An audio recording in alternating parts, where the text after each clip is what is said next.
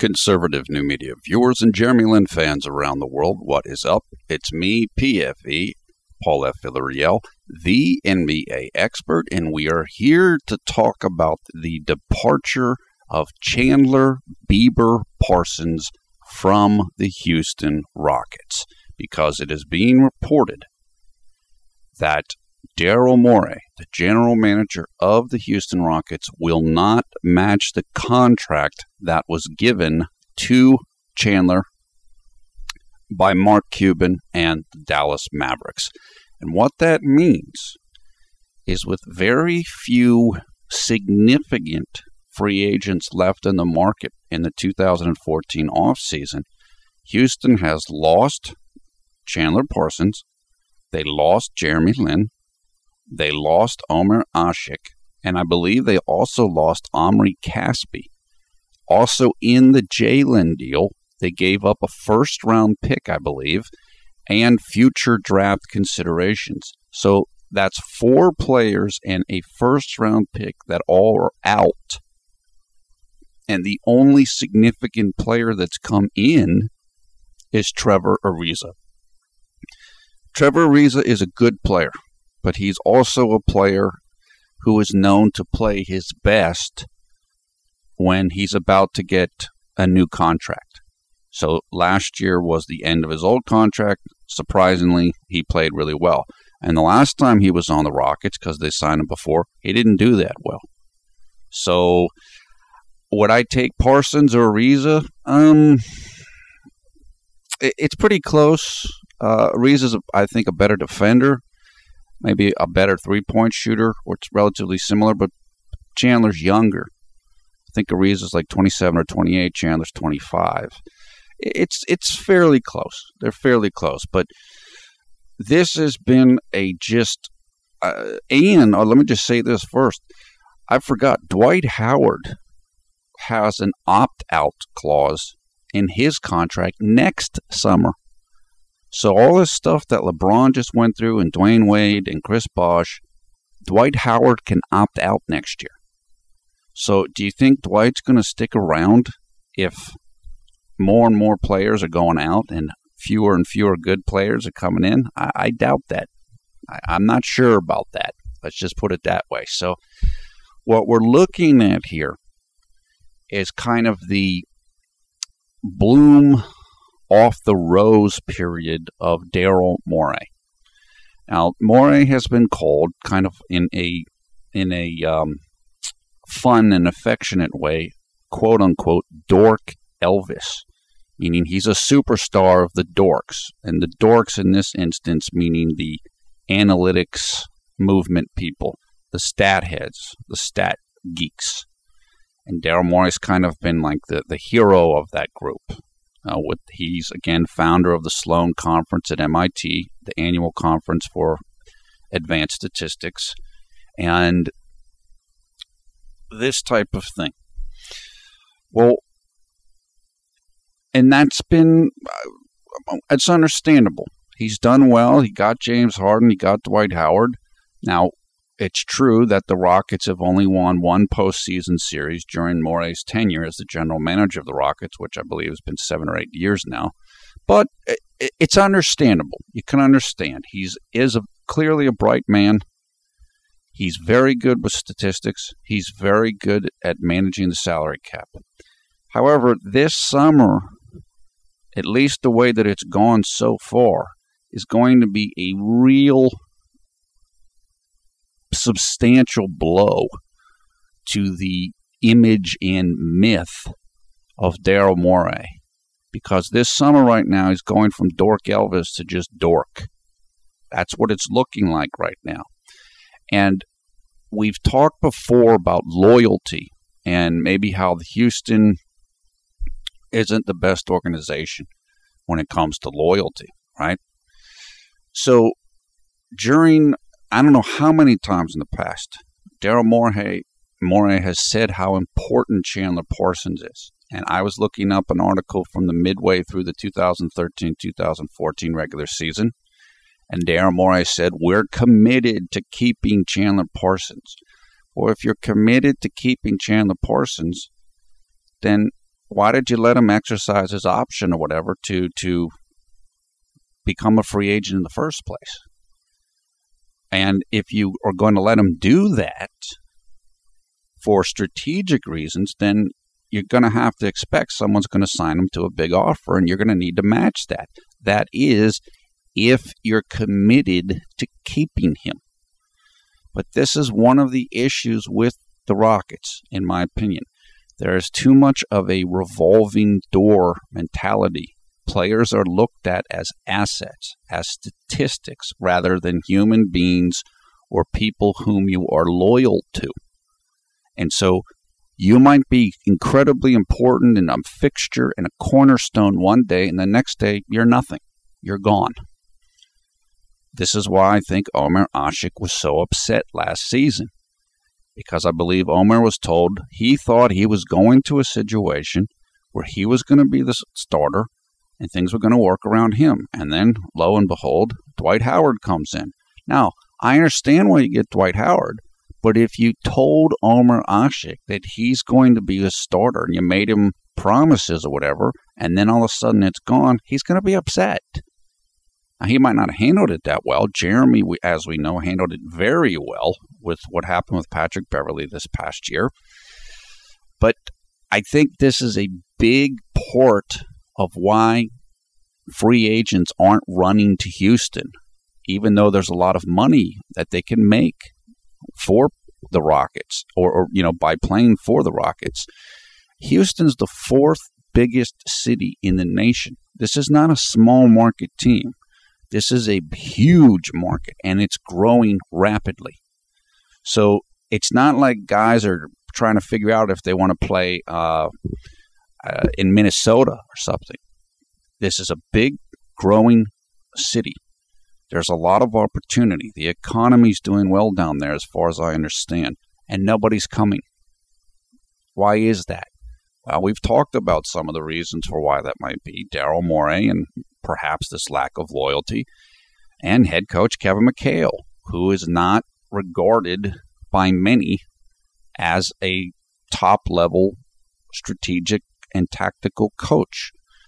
And so we may be seeing the decline or the height and then decline of Daryl Morey as a general manager and as a myth, as a storied figure, because it's all falling apart now rapidly. It looked great the last 2 years in the off seasons, and now it's like just falling down like a tower that can't support its weight any longer.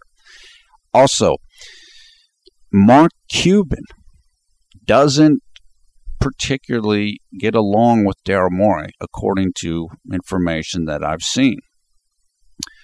After Daryl Morey acquired Dwight Howard, I believe it's been reported, Daryl Morey called Mark Cuban or reached out to Mark Cuban to say, hey, are you interested in trading Dirk? And this, I believe, was taken as Daryl Morey gloating that he got Dwight Howard and Mark Cuban didn't. Well, guess what? If you gloat, if you rub it in people's face, then they're going to be looking to take you down. So when Chandler Bieber is a restricted free agent and Mark Cuban has a chance to make it hard on you, then he's going to make it hard on you. And that's exactly what happened here. Did Mark Cuban overpay for Chandler Parsons? He may have. Probably did, in my opinion. But he did what he wanted to do. He wanted to inflict damage on Daryl Morey. And that's exactly what he did. And that's why it's better to keep your mouth shut and handle your business. You never see this type of gloating from somebody like Mitch Kupchak of the Lakers. You would never see that, ever. This is the issue. We've talked about the culture of this organization as headed up by Daryl Morey. Too much talking, too much arrogance, too much arrogance in terms of who you have as a coach, thinking that the coach doesn't matter, and not enough accomplishment. This Morey Bowl, this trash talking bowl. I can't remember what I called it in the past. The name for it. Not enough delivering. Way too much talking. Way too much public relations. Hey, Daryl Morey's doing this interview, doing that interview, doing this interview. Patrick Beverley's talking to somebody and saying, hey, I should be one of the defensive players of the year, defensive team. That's great. Until you guys go out in the first round. Stop talking. Stop taunting people. Patrick Beverley, don't taunt Damian Lillard. Daryl Morey, don't taunt Mark Cuban, etc., etc. This organization is in trouble, in my opinion. They have clearly lost ground in this offseason, without question. Clearly lost ground. And they went out in the first round last year. So what's going to happen this year? I don't know. It's not over yet. They might still be able to land somebody like a Lance Stevenson, I guess. I'm trying to think of who else is available. There's not a lot of more impact guys out there. I mean, if you get Lance Stevenson, where's he playing? He's not going to start in front of Harden. He's not going to, maybe, I guess he could start in front of Ariza, but he's not really a small forward. He's more of a shooting guard. So I told you guys in the Karma Gets Daryl Morey video that I was looking forward to reading stories about other GMs around the league being happy that Daryl Morey struck out this offseason. And I've seen that. So that came to pass, which is exactly what I knew was going to come to pass. People never like the braggart, the arrogant people. It's much better when you have to work with people, like if you work in an office. If you go around telling everybody how great you are, everybody's going to come looking for you. They're going to try to mess you up. They're going to try to have you fail so that you learn the lesson. All these other general managers around the league, they don't want to hear this stuff at Daryl Morey. They don't want to hear all the stories, and Daryl Morey's so great. He's so smart. Well, it doesn't look very smart now because those GMs can get together, decide, we're not going to help them out. We're not going to help them. And that happens. That happens all the time. I'm sure it does. I can't confirm that, but I would think that it would happen. Let's just put it that way, like it happens in every other area of life. Again, Daryl Morey's weaknesses, in my opinion, are his emotional intelligence, which is basically means, also known as EQ, how you get along with other people, how you relate to people. This happens a lot of times to very intelligent people, particularly like people that are mathematically inclined or like engineers. They can be great at math and statistics and finance, but they're not good at relating to other human beings. And I think you see some of that throughout this organization, all from the top to the bottom. Also, I don't think Daryl Morey has an understanding about team chemistry. This is the concept of him being a rotisserie league general manager, someone that you can get people based on stats, but you don't know how they fit together to form a cohesive team. This isn't an individual sport. If Daryl Morey was running a wrestling team, like an amateur wrestling team, where you just everything is individual, every match is individual, one-on-one, then it might work. But for a team game, it's not that simple. There's more complex issues than just picking the best stats guy every single time. What it's looking like to me is that based upon what we've seen so far this offseason, Houston looks like it's heading towards the direction that the New York Knicks went to after they got rid of Jeremy.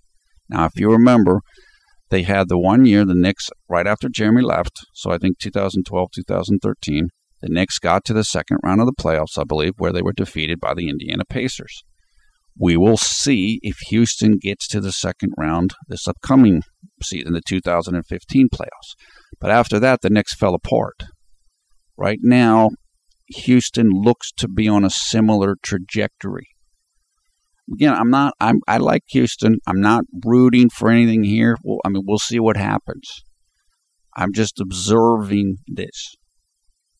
The same in the karma video. It doesn't matter what I think. I'm not making any decisions. What's going to happen is going to happen. It's more of giving a real analysis based on what is happening and what did happen.